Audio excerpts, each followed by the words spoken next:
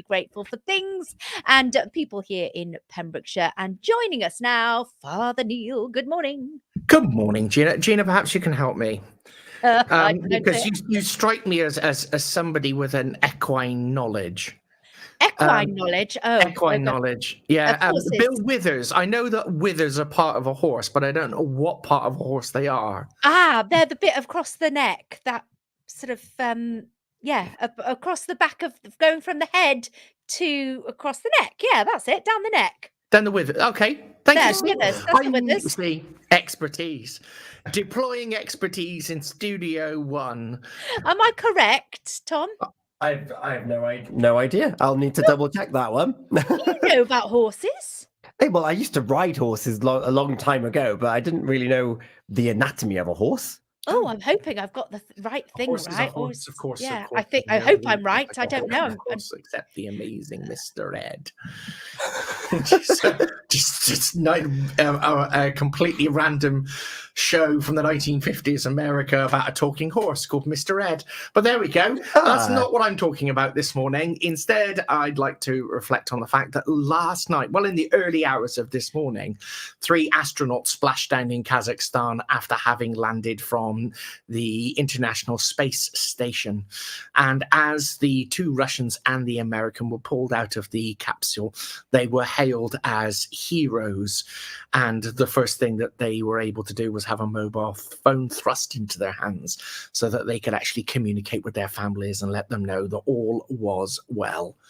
In an interview, a female American astronaut said that she really wasn't a hero, that all she did was basically sit in the capsule for 7 hours while it plummeted to Earth. Instead, it was everybody else on the team that were the heroes, and that she felt able to do it because she had complete confidence and trust in them. The Bible talks a lot about trust. It talks about trusting in yourself and trusting in God, but it also talks about trusting in other people. And that's one of the things that I think we need to somehow recapture here in our society, not just in Pembrokeshire, but across the UK. On the back of the recent election campaigns for the Westminster Parliament, it seems as if our nation is still fragmented and that somehow we seem more eager to point fingers at each other than we do to trust each other or even embrace each other. Perhaps in your life, there's somebody who you have complete and utter trust in, and if so, you're blessed. But how about being somebody who somebody else could have complete and utter trust in? Today, as we move forward through this Grati-Tuesday, let's just take an opportunity to think about those people in our lives who we do trust, those people in our lives that we may want to trust, and if we're prepared to give them a chance, and those people who rely and trust upon us. And let's hope that we can step up to the mark.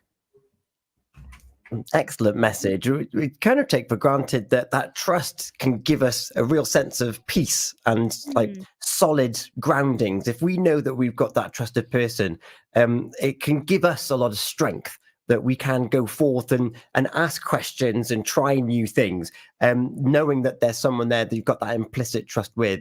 But as you quite rightly say, it's hard to know who they are in this modern society. It is. I mean, I've never plummeted to Earth from the atmosphere, but I did once and once only go on one of those climbing walls, and a friend of mine was at the other end of the rope, belaying me, and so I had to have complete and utter trust that actually they would catch me if I fell.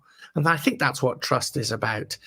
It means that if you trust somebody, it gives you that extra little bit of confidence to just reach out into the void and take that extra little chance. I love that. Whether you're plummeting from the outer voids or just going into a new venue, if that's a struggle to you, we've all got different boundaries as to what we require that trusted person for. Father Neil, thank you so much. Thank you. And of course, there is an exercise that you can do, which means that you can sort of like find out if somebody is ready to be trusted. And Pink makes reference to it in our next song. Gina, would you be happy to stand on a ledge with all of your counterparts beneath you, their hands crisscrossed, and would you trust fall? Depends. Depends who was there. I'm glad you didn't mention my name, because that reluctance there was fairly condemnatory. I'd be having a little look back to see who was there first. We see through bloodshot eyes.